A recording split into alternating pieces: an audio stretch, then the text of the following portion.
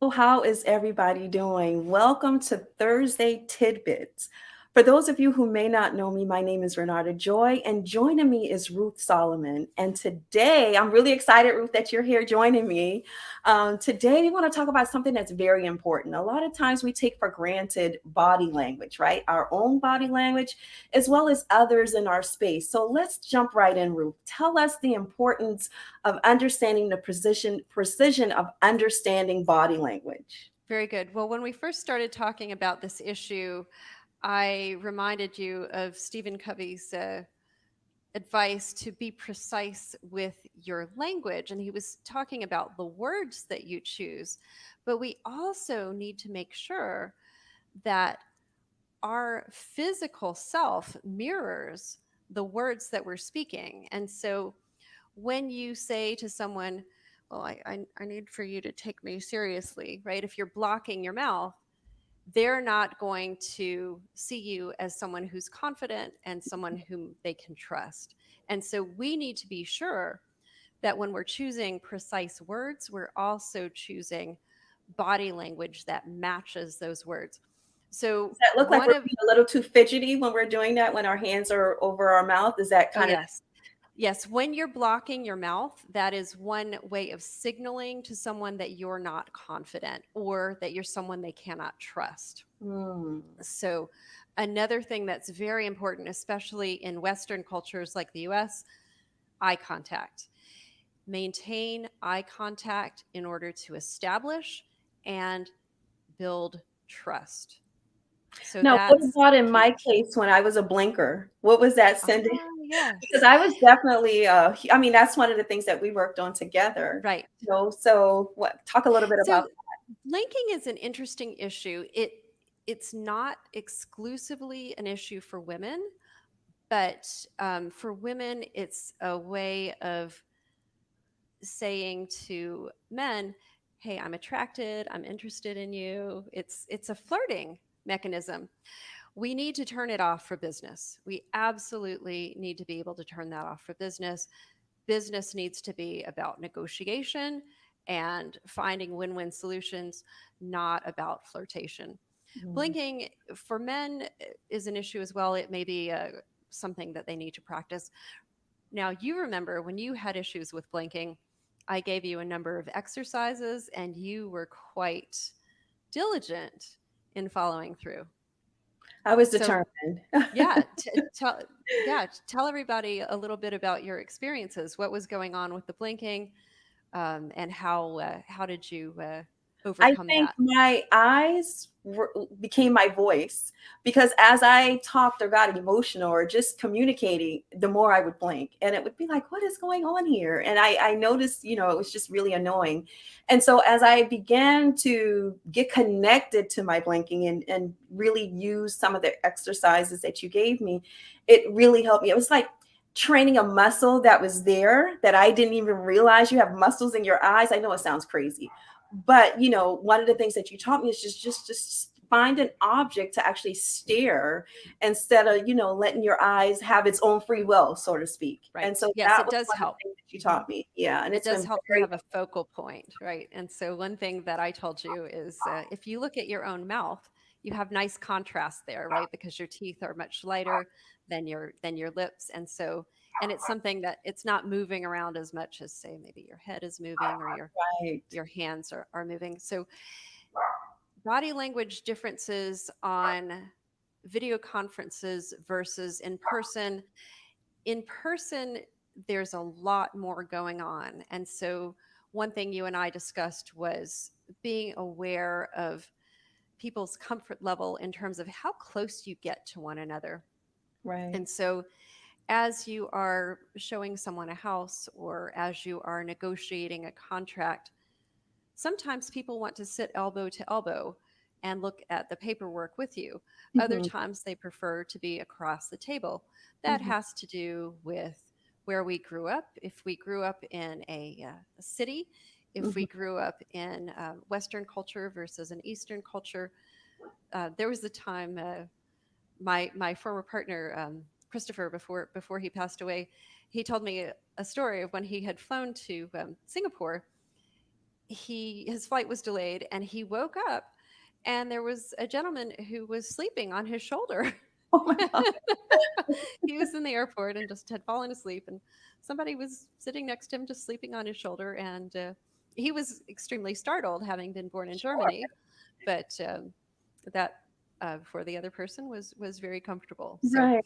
Yeah, I don't I know how did. people do that. But, just to piggyback on that, I think it's Uh-huh. very important, whatever environment you're in, you should read the room, right? Because everybody Yes. has their imaginary boundaries around them. And that's something that we need to get in the habit of respecting and recognizing, because we each have our own boundaries. Some of us, like Yes. you said, we're comfortable with being close, and some of us are like, I want arm's length between us. And so Right. you have to learn to read the room. And people Yes. usually kind of, when they're aware of themselves and their boundaries, they make it clear to you, but it's up to you to also, it takes two. You have to read the room. Right. And that's one thing that you and I have in common is our background as military children. Your dad was Army, yes, Yeah. and mine was Well, I'm Navy. a brat. Army brat, and I'm a Navy brat, right? And so when you move around a lot as a child, you really get exposed to many different people from different cultures, and you become aware of the differences. And that does help. It helps you to read the room, but it also helps you to mirror other people's behavior in order to make them feel more comfortable. That's called the chameleon effect. And to some people, it feels like you're cheating or lying. I think I've heard people criticized for code switching. Right, they'll switch from one type of speech and body language to another depending on which group that they're with. And it's not faking it. It is reading the room and being aware of other people's cultural background and their comfort. And if you're aware of it, then it makes sense to mirror it. It's not illegitimate, and it's not cheating. It's helpful in Yeah. terms of having frank and open and straightforward communication. That makes sense. That's helpful. Because yeah, you have to, again, not just reading the room, knowing where you're at. Everybody, different cultures have different ways of doing things. Some cultures, they don't want to be touched, Right. so you have to also study, make sure you research where you're traveling or who you're interacting with to figure out if there's some sort of cultural things that they have in place as well. Sure.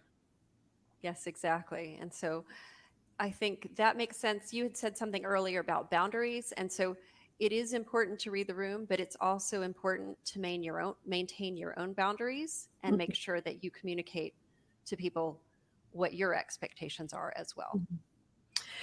Another thing I want to touch on is words, because words is a form of when you're communicating something, and people, when you say it, your expression changes. It's not what you say, it's how you say things. And you can say the same word. I think you had told me something about how maybe in the French they say it one way, and in Germany they say it a different way, but it's the same meaning. Do you remember that offline conversation we had? Ooh, I don't recall that one, You but don't? yes, different words have.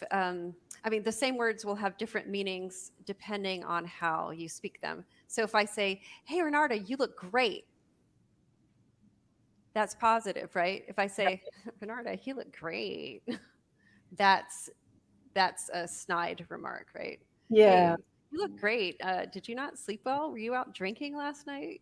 Right. right. So, yeah. Well, just to wrap things up, what are some tips that you can give someone to actually check their body language and how to So read the room? What are some things that they can actually do and they can start today? the first thing is just self awareness. And so when I first started working with a coach years ago, one of my first assignments was to find 10 people who knew me well, family and friends and coworkers, and ask them for constructive criticism, right? So I don't remember exactly the assignment, but sort of it was five positive things and five areas for improvement. And Oh, so, one thing that you can do, anyone can do, is think about people who know you well, people you can trust, people who have maybe mentored you in the past or who have given you what you consider to be good advice, and ask them, how's my body language? Does my body language match the words that I'm speaking? Are you getting a mixed message from me? That's good. That's good. And what if somebody wanted to get in touch with you? Because I think that there's so much more. There's only so much you can give to them in a few minutes. And I've been working with you for, actually, I can say we've been dating now for over a year. And you've just been tremendous. So if someone wanted to get in touch with you to, see if you guys are a good fit, how would they find you? Probably the easiest way to find me is on LinkedIn. I believe I have everything set where it's free to contact me. I'll double check that, but you can see my name, Ruth Salomon. No one else has that name, not on the whole Okay. planet. Awesome. Yay me! It's a blessing and a curse. So at this point, LinkedIn is a great spot to find me, and I do offer free 30-minute consultations if anyone is interested in exploring the question of body language further. Okay, we'll make sure we put it in the notes as well so that they can find you there. Well, I think that this has been great. I hope that this has been helpful. I know it's been helpful for me just being able to understand, like you said, have self-awareness and be aware of others around me and being able to define what body language looks like for each of us because it's different for everybody. We're all individuals, so we have to treat it as such. So Yes, I yeah, we look can spend forward an to hour talking about it, but yeah. It's true. Well, thanks again, Ruth, for joining us. And I look forward to seeing what we talk about next month at Thursday Tidbits. All right. Thank you See you so guys much, later. Rebecca. Bye. Thank you. Bye.